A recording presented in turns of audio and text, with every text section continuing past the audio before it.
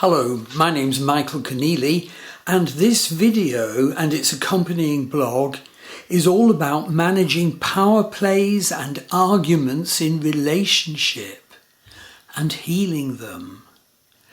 Now, I'm actually writing and videoing here a general post about understanding and managing our rows, conflicts, arguments and power plays in relationship, and what to look for guidance in our birth charts.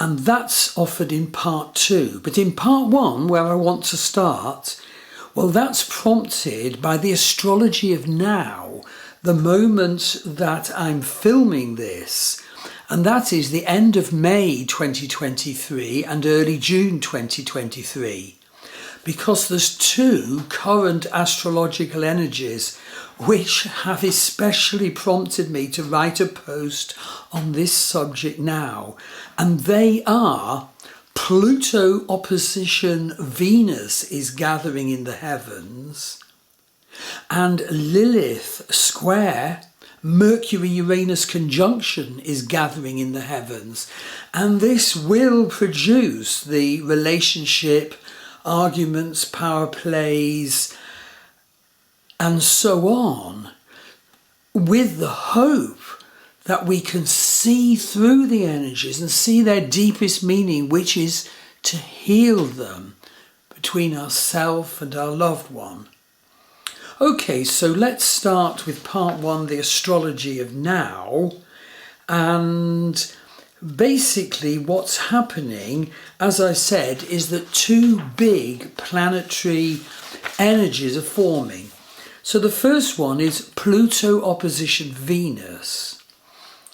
At the time of filming, May the 27th, 2023, Pluto is retrograde at 6 Vedic Capricorn, and the Pluto-Venus opposition will be exact on the 4th of June when Venus arrives at 5 Vedic Cancer. But as I said, a second, very important to know about and understand, astrological energy is also now forming.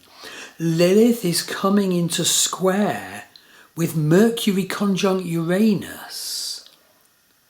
So Lilith is now at 21 Vedic Cancer and Mercury is at 17 Vedic Aries.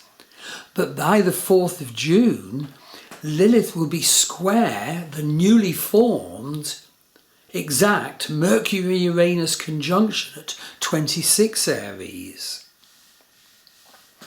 So the energies of these are huge, and I look into them in a moment, but I need to say now that there are 3 big twists to the tail you must also know about. The first is that Jupiter is conjunct Rahu, the North Node, at this time in Vedic Aries. Jupiter conjunct Rahu magnifies things, but also gives chances for insights to come if we can avoid overrunning and over-exploding type of thing. The second twist to the tail is that Ketu's South Node is still transiting Libra, the sign of relationship. This has been going on for a year now and has really been forcing each of us to feel our relationship karmas and habits from past life and from the past, the earlier stages of this life, with the divine call to heal them now. Thirdly, it's important to know that Saturn is stationary. Saturn's at 12 Vedic Aquarius all this time, turning retrograde on the 17th of June, just at the very start of 13 degrees Aquarius. Now note that the slower a planet's motion is in the heavens, the deeper that planet carves its particular karmic energy in our consciousness, in the events in our lives. All planets are faces of the divine, but we see them through filters, as it were, of their position in the heavens, variations in their energy to give us divine opportunities for learning. So Saturn stationary carves a formidable energy, impelling us to tie up our loose ends, to finish our needed unfinished business that needs tying up, and above all, to fulfill the karmas that we incarnated to deal with in this particular lifetime, especially those that are ripening now.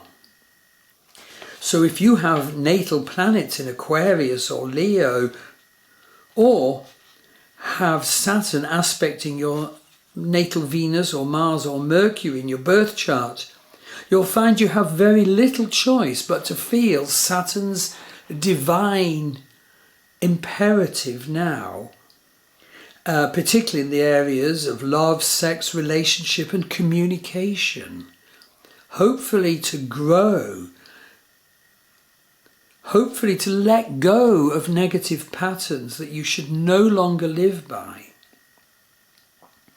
Okay, having mentioned those three twists to the tale, let's go back to the two main issues.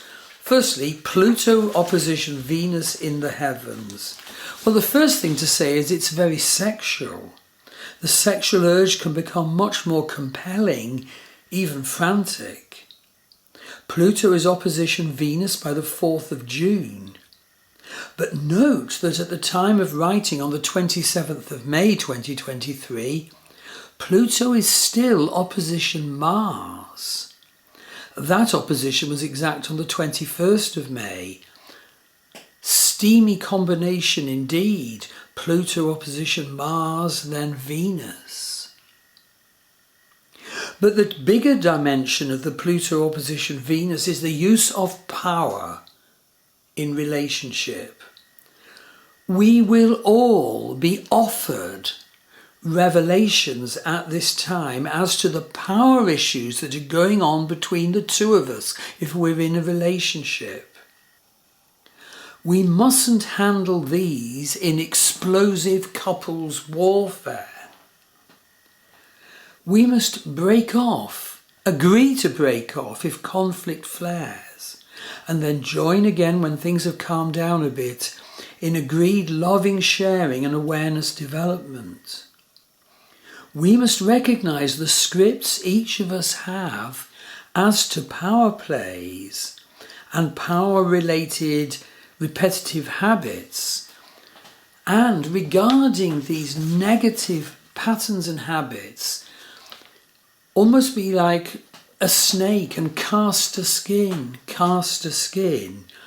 And do see my earlier post about becoming a power couple in relationship by casting negative skin after negative skin. It's called Becoming a Power Couple in Relationship, and the links are in the accompanying blog. So we must now leave behind negative manifestations of Pluto energy, including those we grew up with. We must realise instead that Pluto's higher meaning is descent into the underworld, from which, like Persephone, we can come into our fuller and proper and needed power. Okay, issue 2 of the current time relating to relationships is that Lilith is square the Uranus-Mercury conjunction in the heavens. So at this time we must avoid capping or tantruming and failing to stand in our proper power. We must stay committed to stripping ourselves of our negative scripts in relationship and in communication. We must commit, if we're in a relationship, to let the love shine and grow now. With Pluto opposition Venus upcoming, And Chiron, the wounded healer, square Venus, and Jupiter conjunct Rahu at the start of this period, there will be revelations offered to the two of you for any couple. And communication scripts will be highlighted, including using those revelations because of the growing power of Lilith square Mercury Uranus. Now Lilith is all about material that is stuffed down into our shadow, material stuffed down into our unconscious. And we don't know it's there, but it can even direct our life. And we think, well, why did I do that? Why do I behave like this?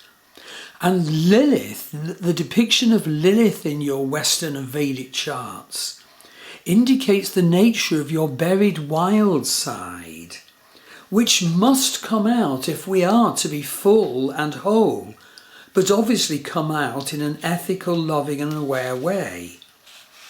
So at this time, we must agree to move away from the intense dramas, the threats, the tantrums. We must agree to identify and learn about our relationship negative scripts, bring the demons to the light, and mutually heal those demons.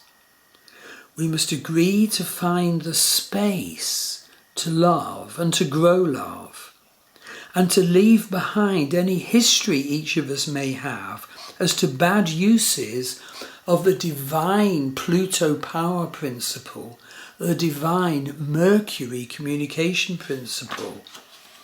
So you can book a reading from me by going to the buy page of my Star Wheel Astrology website, or you can go on to my Love Star Dating website, which equally has many readings more orientated towards relationship astrology.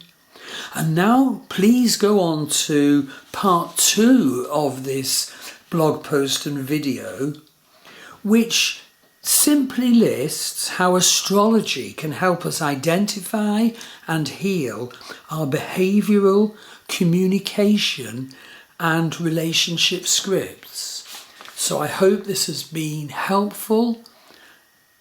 I hope it will be such a help to have heard the danger potential of these two energies that are growing, but also the spiritual growth, healing and love creating potential those two energies have. Pluto opposite Venus, Lilith square Chiron Uranus.